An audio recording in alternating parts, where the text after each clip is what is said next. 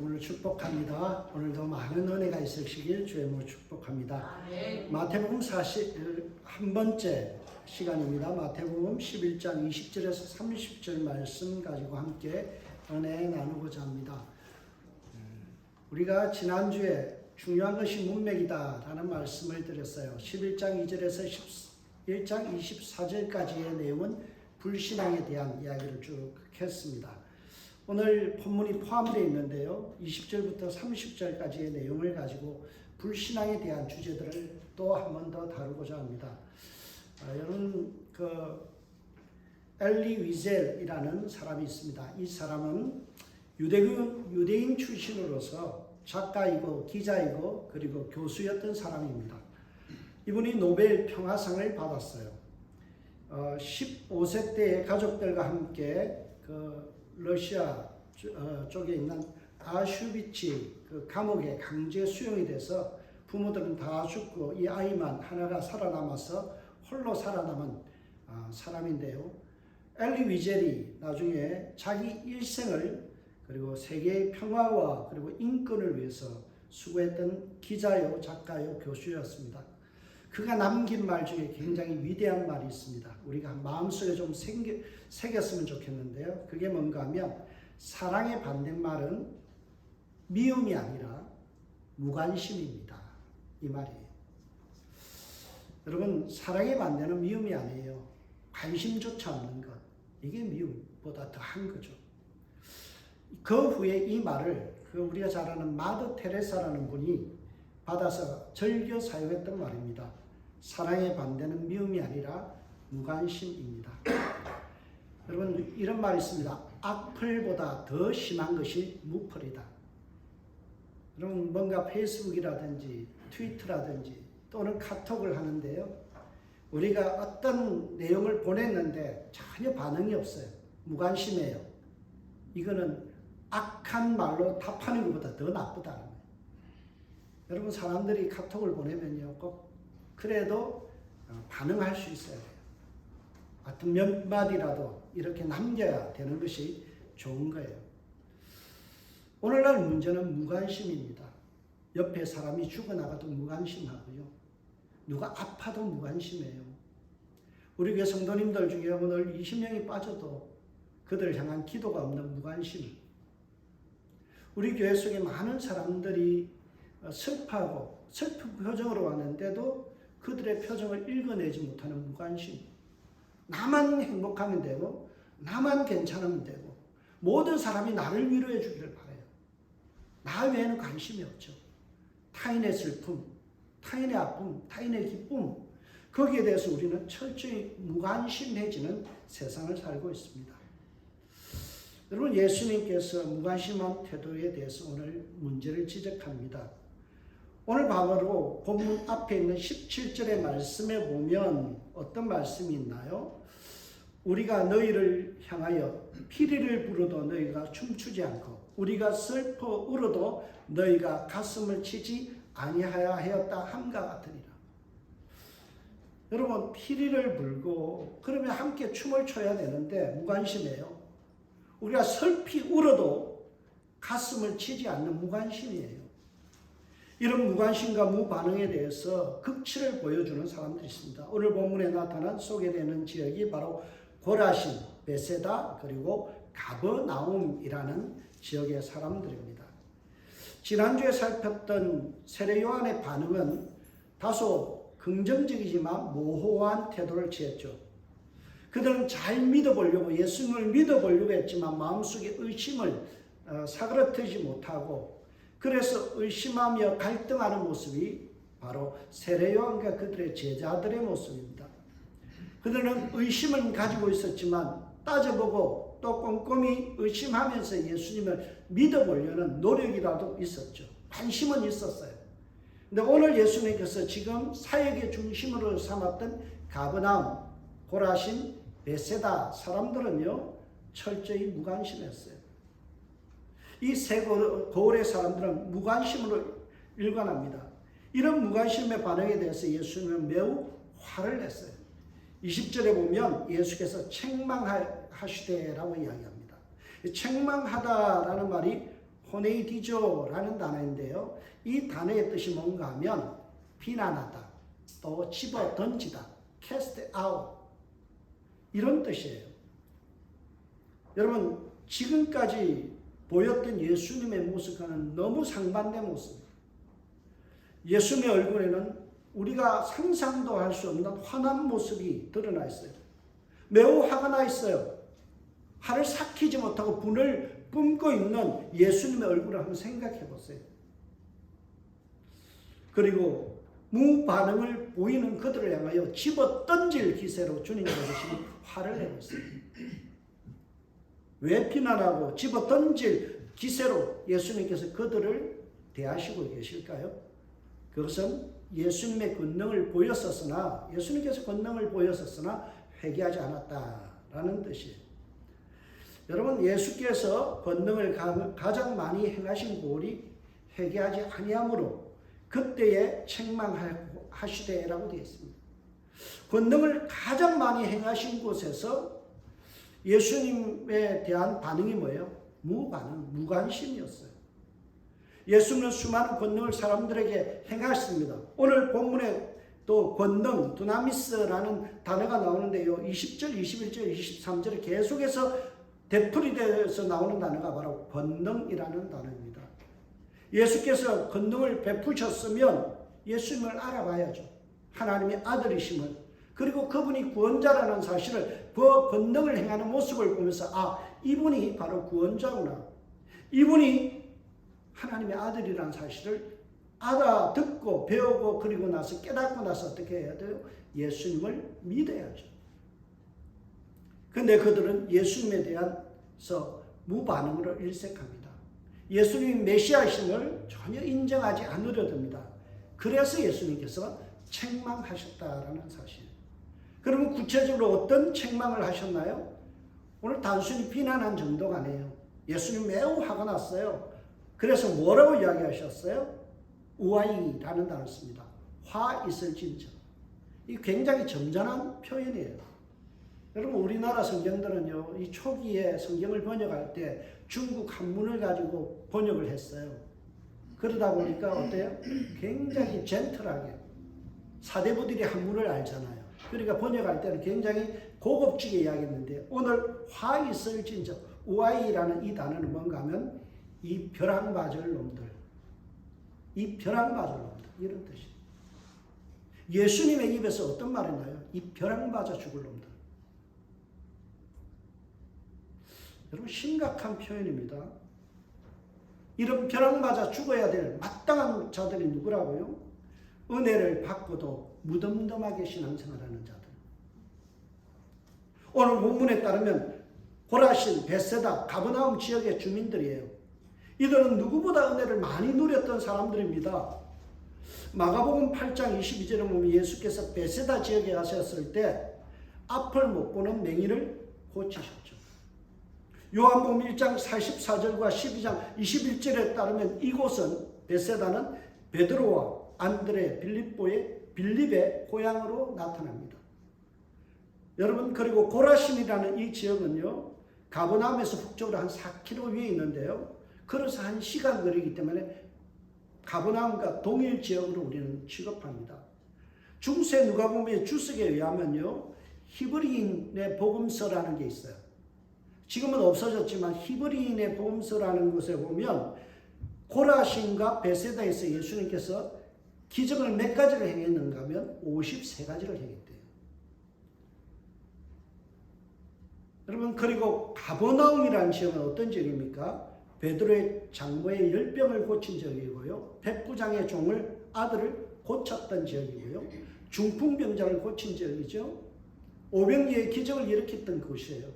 수많은 하나님의 은혜를 받았고요, 예수 그리스도를 통하여 기적을 목격했던 자들입니다. 그럼에도 불구하고 그들의 반응은 무반응, 무관심이었어요. 그래서 예수님께서 이렇게 화를 쏟아내십니다. 한번 우리가 볼까요? 고라시나 화 있을진저, 벳세다야 너희에게 행한 모든 권능을 두로와 시돈에게 행하였더라면 그들이 벌써 베옷을 입고 죄에서 앉아 회개하였으리라.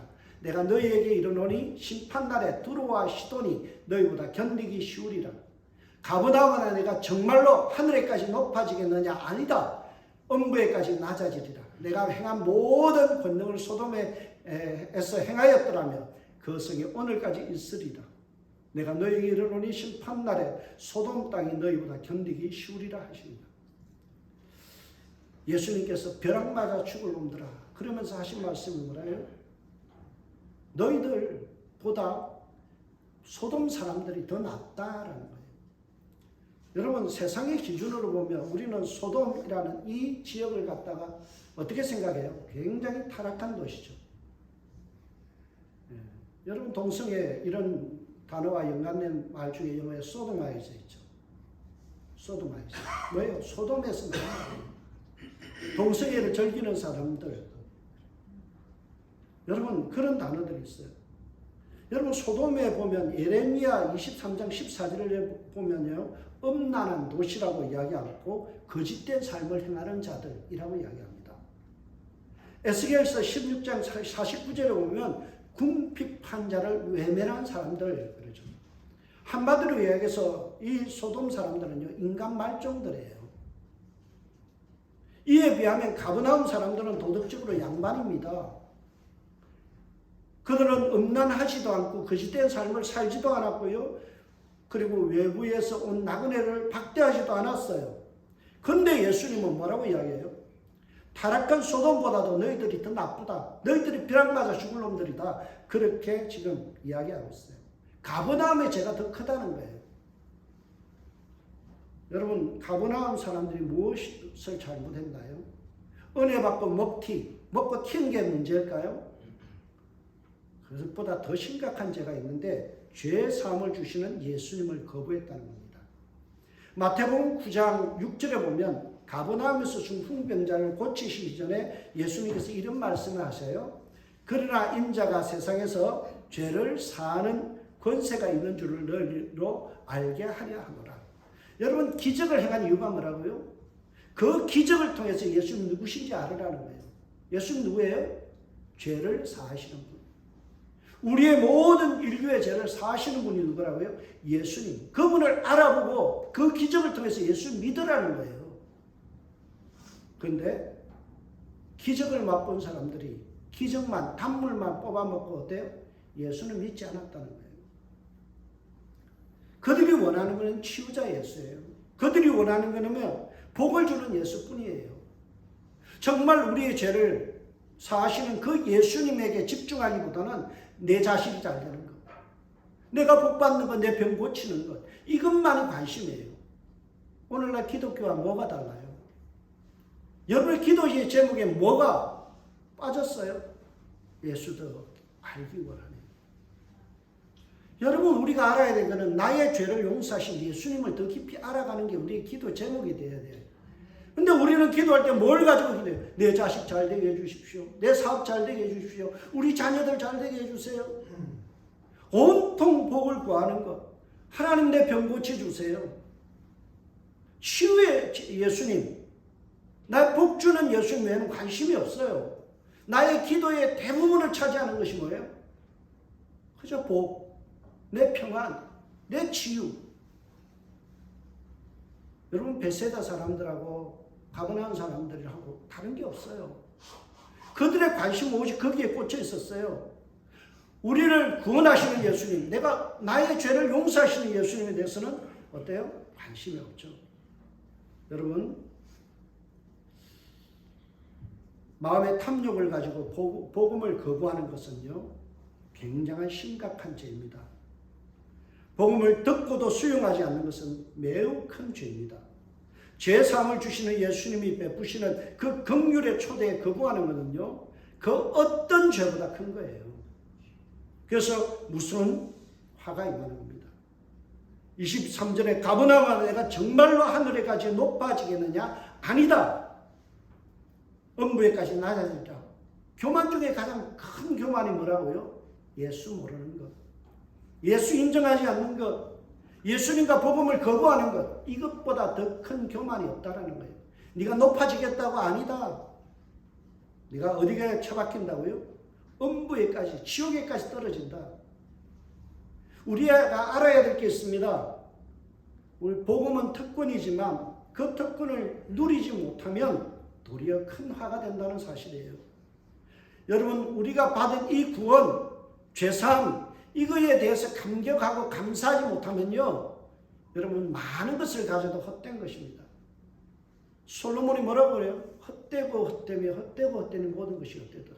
여러분, 솔로몬보다 돈 많이 가졌나요? 솔로몬보다 출세했나요? 솔로몬보다 달랐나요? 아니에요. 세상에 그렇게 잘난 솔로몬이요, 뭐라고 이야기해요? 헛되다.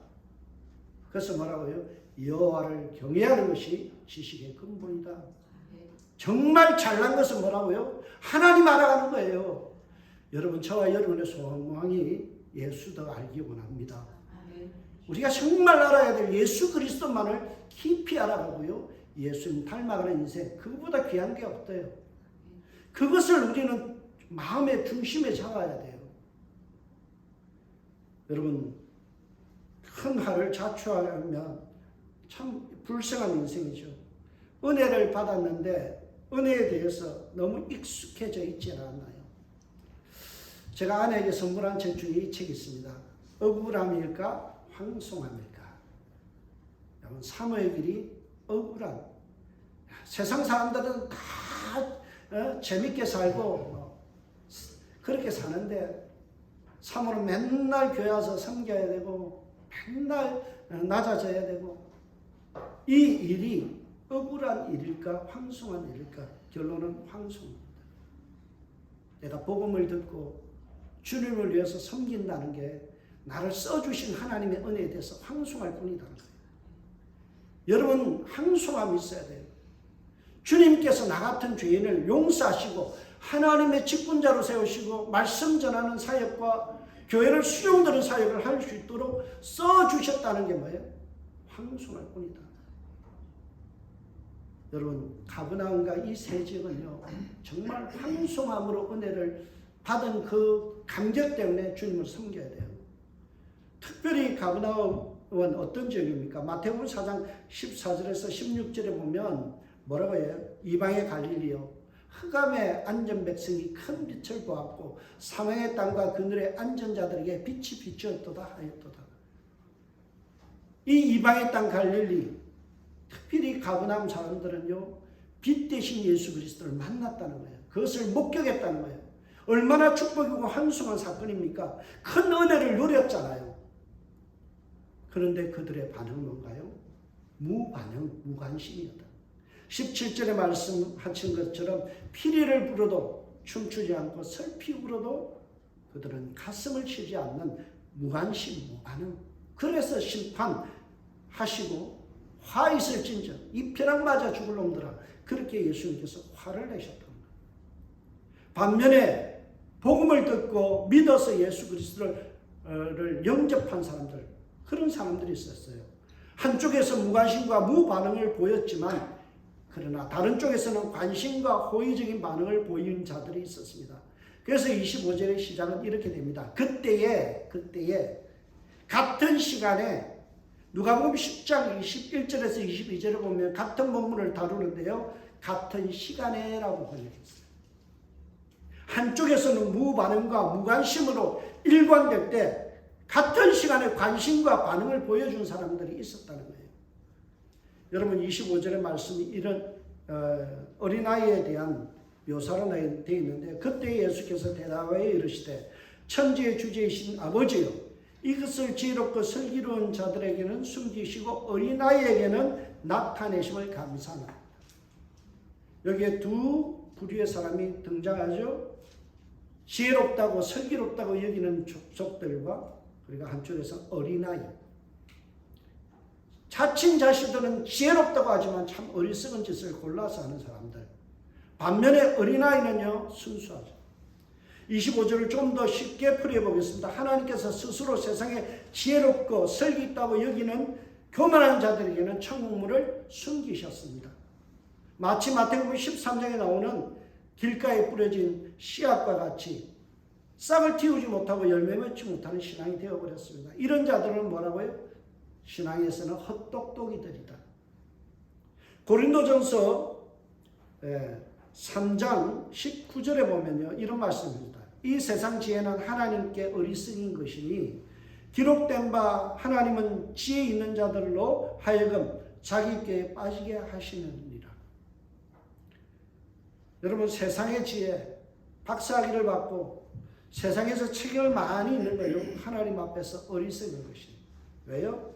하나님 없이 책을 많이 읽는 것은요, 하나님 앞에서 그 생각이 전부 다 세상적인 생각에 깊숙이 개입되기 때문에 어떻습니까? 그 세상 지혜는 결코 자랑할 것이 못되다는 거예요. 그런데 세상의 사람들은 자기 꾀에 빠져서 내가 똑똑하다고 생각해요. 내가 지혜롭다고 생각해요. 헛똑똑이들입니다. 여러분, 세상 지혜와 논리는 충분한데 예수를 아는 지혜가 없어요. 여러분, 기독교에서 가장 보석같이 여기는 책이 보면 하나님을 아는 지식이라는 책입니다. 제임스 패커도 썼고요. 그리고 중요한 로이드 존스도 썼고요. 여러분, 하나님을 아는 지식이 가장 복되다는 거예요. 하나님 없는 지식은요, 그가 박사라도 아무 소용없어요. 왜요? 천국 문 앞에 가면 다 지옥으로 가야 되니까. 그래서 세상 지혜를 가지고 하나님의 말씀을 함부로 매지 않은 사람들, 그런 사람들은 뭐예요? 헛똑똑이들이라는 거예요. 그러나 진짜 똑똑한 사람이 있어요. 그들은 어린아이와 같이 순수한 사람들이에요. 주의 말씀을 들으면 그대로 믿어요. 주님께서 행하신 기적을 보면 그대로 받아들여요. 영접해요. 자신이 죄인임을 그대로 인정합니다. 예수님이 길이요 진리요 생명이심을 믿어요. 예수님 말이 참 지혜라는 사실을 인정해요. 예수님의 공로 없이는 우리가 죄인일 수밖에 없고 구원받을 수 없다는 것을 인정하고 회개해요. 그것이 어린아이 같다는 거예요. 여러분, 어린아이 어때요? 너 잘못했지? 그러면 예, 잘못했습니다. 바로 이실직고하죠. 어른들은 어때요? 그게 아니고요. 변명을 드려요. 어린아이는 순수해요. 주의 말씀 앞에서 순수하게 반응해요. 내가 죄인임을 인정해요. 예수 없이는 살아갈 수 없고 예수 없이는 구원받을 수 없다는 이것을 인정해요. 이런 자들에게는 어떨까요?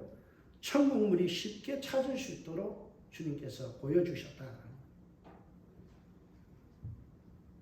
그들의 심령은 마치 옥토에 뿌려진 씨앗과 같아서 30배, 60배, 100배의 결실을 맺습니다. 우리가 바로 그런 자들입니다. 예수 믿고 이곳에 와서 주님 앞에 예배드리는 여러분들이 옥토인 줄 믿습니다. 복된 자들이에요. 어린아이와 같이 순수한 거예요. 세상 논리 가지고 이야기하지 아니하고 주의 말씀 붙들고 살려고 이 자리에 앉아서 예배드리는 여러분들이 복되고 어린아이의 심정이라는 거예요. 그래서 귀하고 여러분들을 축복하는 겁니다.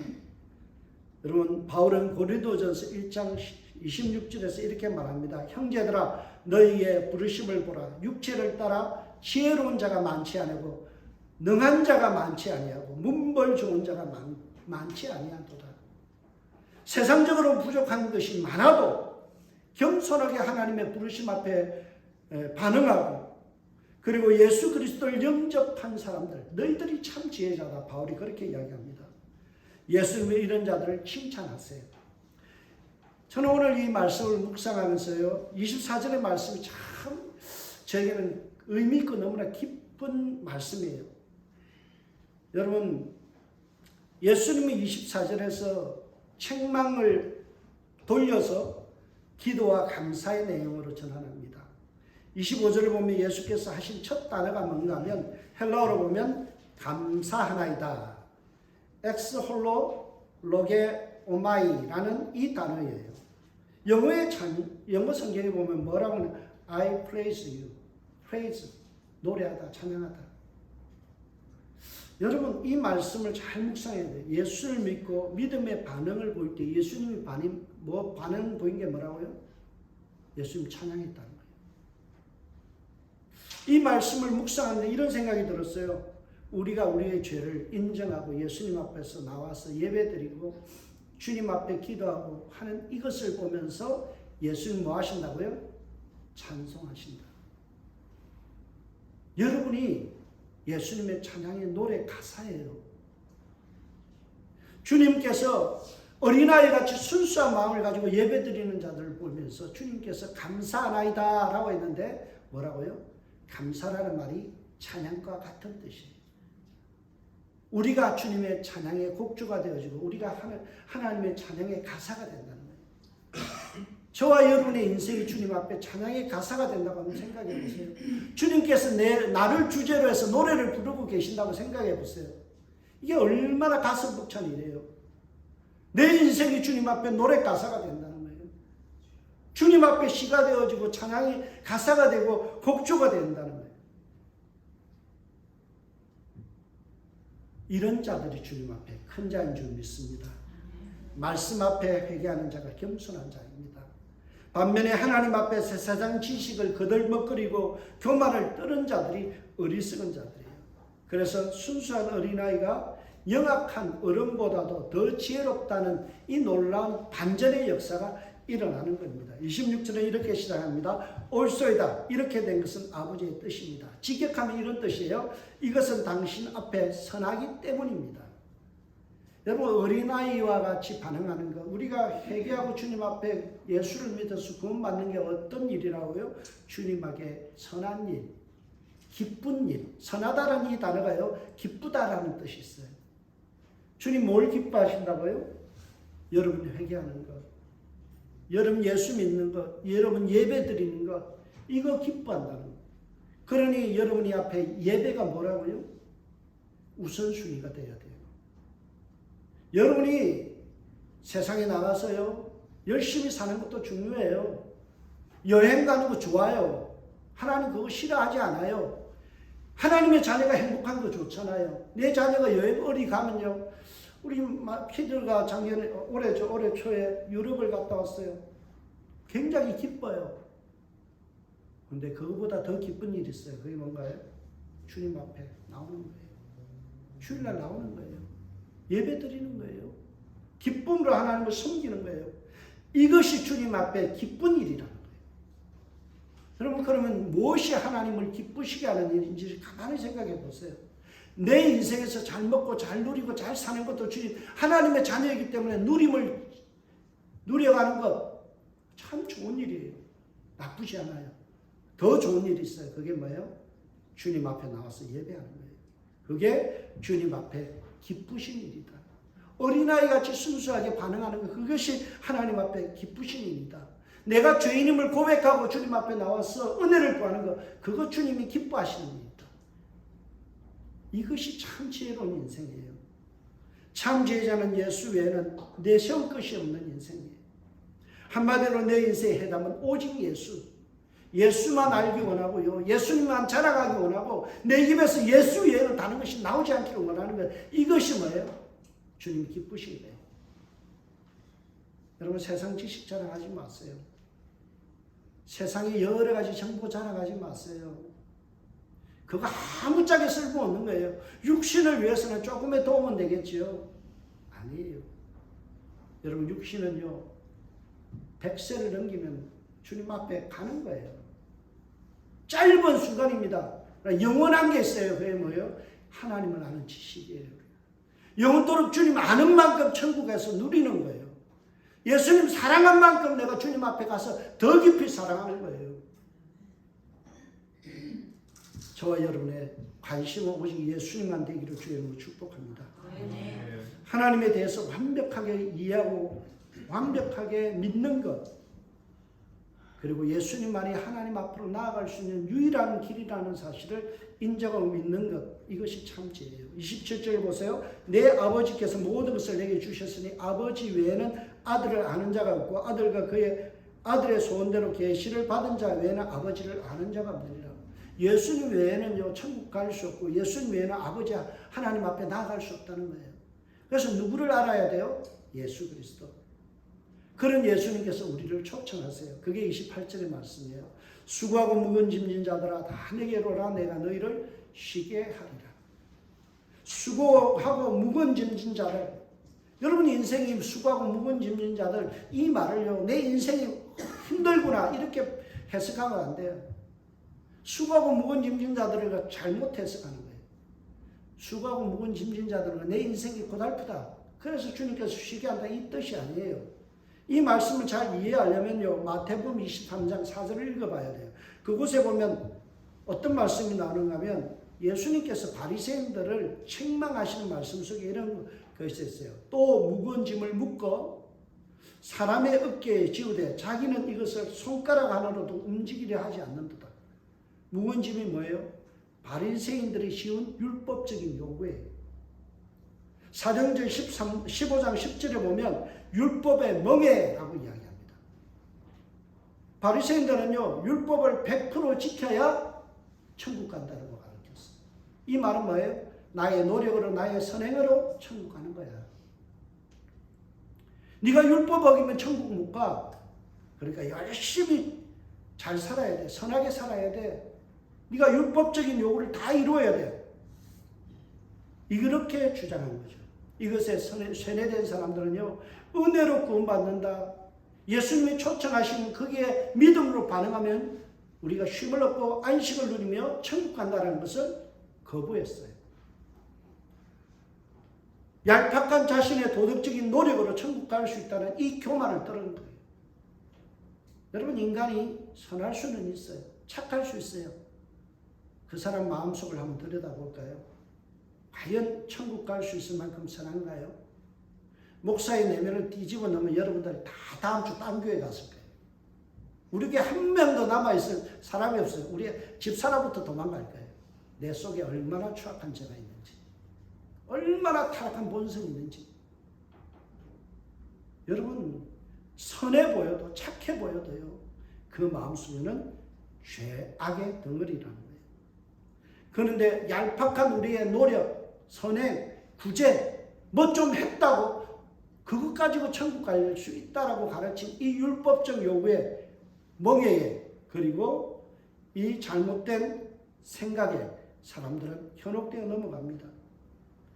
예수 믿나고 천국 가나? 예수 믿는 사람이 잘 살아야지. 반은 맞고 반은 틀리는 거예요. 예수 믿으면요 삶이 변하게 돼 있어요. 잘 살게 돼 있어요. 그러나 예수 믿지 않고 천국 갈 길은 없다라는 거예요. 사단은 우리를 끊임없이 선하게 살아라, 착하게 살아라, 거룩하게 살면 된다라고만 가르쳐요.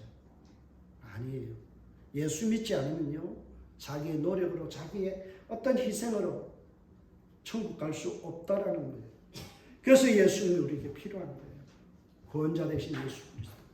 그 예수님이 우리에게 이렇게 말씀하세요. 다 내게로 오라 내가 너희를 쉬게 하리라.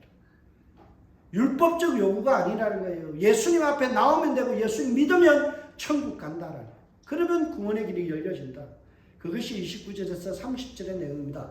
나는 마음이 온유하고 겸손하니 나의 멍에를 메고 내게 배우라. 그리하면 너희 마음이 쉼을 얻으니 이는 내 멍에는 쉽고 내 짐은 가벼움이라 하시니라.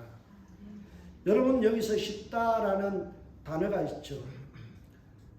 그리고 멍에라는 단어가 나오죠. 이 단어는 누가복음 5장 39절에 보면요. 쉽다라는 말은 좋다라는 단어로 번역할 수 있습니다.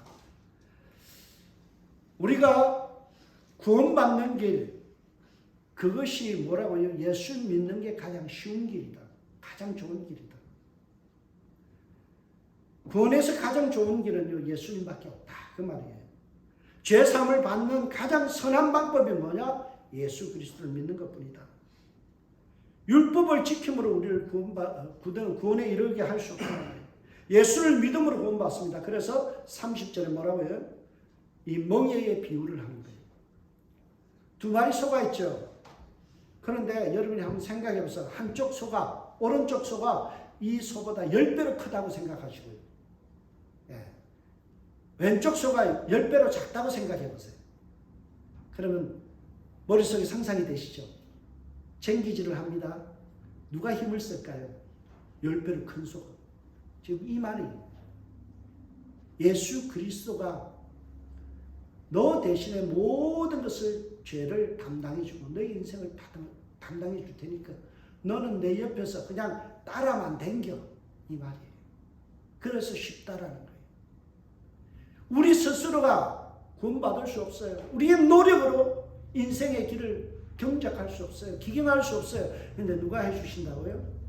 예수님께서 나의 멍에를 대신 지시고 힘센 예수님께서 모든 것을 다 어떻게 한다고요? 해주신다. 이게 구원의 방법이라는 거예요. 여러분 노력한다고 되는 게 아니에요. 힘쓴다고 되는 게 아니에요. 어떻게 한다고요? 예수님께서 다 해주신다는 거예요. 여러분 제가 군에 있을 때요, 이 목봉체조를 했어요. 목봉체조, 큰 나무를 이렇게 옮기는 거예요. 제가 보통 키잖아요. 저보다 키가 큰 1m 한 85, 90 되는 애들이 있어요. 걔네들이 앞에 서요. 그리고 저 뒤쪽에도 덩치 좋은 애가 서요. 우리는 뭐 할까요? 가운데서 그냥 흉내만 내면 돼요. 왜? 덩치 큰 애들이 다 힘을 써서요, 옮겨요. 우리는 키 작은 애들은요, 1m 한 60 되는 애들 있어요. 그런 애들은요, 잡지도 못해요. 그냥 이러고 있어요. 이 원리를 이야기하는 거예요. 우리 인생의 짐, 우리의 죄 문제, 우리 스스로가 옮길 수 없어요. 누가 옮겨주신다고요? 예수님께서. 그래서 내 멍에는 쉽고 내 짐은 가벼웁니다. 천지를 창조하신 주님 앞에서 우리의 죄 문제가 크게 클까요? 아니에요. 가벼운 거예요.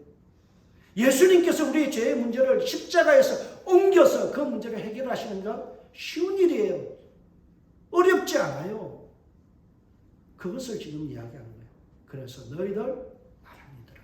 예수 믿으면 너의 죄의 문제 다 해결함 받는다. 그리고 쉼을 누린다. 안식을 누린다. 라고 말씀하는 거예요. 여러분 오직 예수 그리스도밖에 없습니다. 예수님만 의지해야 돼요. 예수 믿어야 돼요. 다른 방법으로는 구원이 없어요. 우리의 노력으로 되는 게 아니에요. 우리 힘으로 인생을 경영하는 게 아니에요. 오직 예수 은혜밖에 없다는 거예요. 우리가 은혜 받은 우리가 여러분의 삶이 너무나 무덤덤해져 있지 않나요? 너무 우리가 요즘 무관심해져 있지 않나요? 여러분 이전에 그 뜨거웠던 마음으로 형제를 사랑하시기 바랍니다. 우리 교우들 바라보면서 관심을 가지세요. 헤어스타일이 바뀌는지도 모르는 그런 무관심이 없었어요. 있으면 안 되잖아요. 그죠? 헤어스타일이 바뀌어도 옷이 바뀌어도 뭔가 바뀌었는데도 몰라주면 섭섭해요. 여러분들 서로가 관심을 갖고 말씀 안에서 서로 사귐이 풍성하고 예수를 더욱 깊이 알아가는 저와 여러분들 되시길 주의 이름으로 축복합니다. 기도하겠습니다. 하나님 참 좋으신 예수님, 참 선하신 예수님께서 선한 방법으로 십자가를 통하여 우리의 죄를 용서하심을 감사합니다. 우리의 노력이 아닙니다. 우리의 선행이 아닙니다. 얄팍한 우리의 지식이 아닙니다. 그것으로는 구원받을 수 없고 주님 앞에 나갈 수 없고 하나님의 백성 될 수 없습니다. 오직 복음만이 예수님만이 우리의 인생의 모든 문제와 더불어서 죄의 문제를 해결하는 줄 믿사오니 주님만 의지하고 십자가의 예수를 영접하는 저희들 되게 하여 주옵소서. 예수 안에 생명이 있고 예수 안에 쉼이 있음을 감사합니다. 우리가 믿는 예수님 더 잘 믿게 하시고 우리 동력자들에 대한 관심과 칭찬과 격려가 쏟아지는 교회 되게 하여 주셔서 많은 영혼들이 주님께로 다시 돌아오는 귀한 은혜가 있게 하여 주옵소서. 축복하며 예수님의 이름으로 기도합니다. 아멘. 봉헌 찬송 511장 찬양입니다.